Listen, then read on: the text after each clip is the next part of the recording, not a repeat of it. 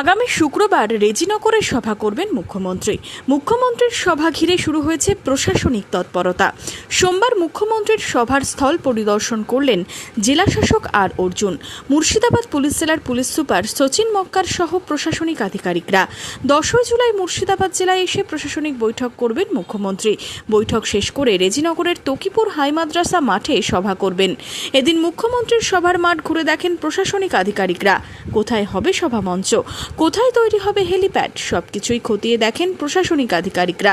এদিন প্রশাসনিক আধিকারিকদের পাশাপাশি বিজেপি নেতৃত্বরাও মাঠ ঘুরে দেখেন।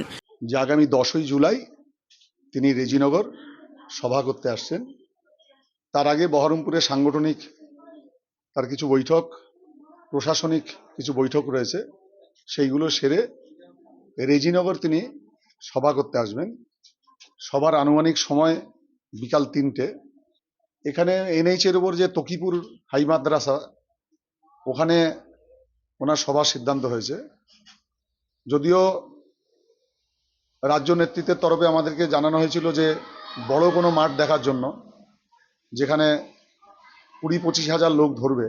এখন যেমন আমরা এটা ছিল দাঁতপুর হাই স্কুল, এই স্কুল, তারপর শিল্প তালুক সব ঘুরে ফিরে সমস্ত পরিদর্শন করার পর তার মধ্যে বন্ধের ভালো যেটা আমরা মনে হলো যে তকিপুর হাই স্কুল। মুখ্যমন্ত্রী বিধানসভায় দাঁড়িয়ে আগেই জানিয়েছিলেন তিনি মুর্শিদাবাদ সফরে আসবেন। দিন ঠিক হয়েছে, প্রস্তুতিও শুরু হয়েছে।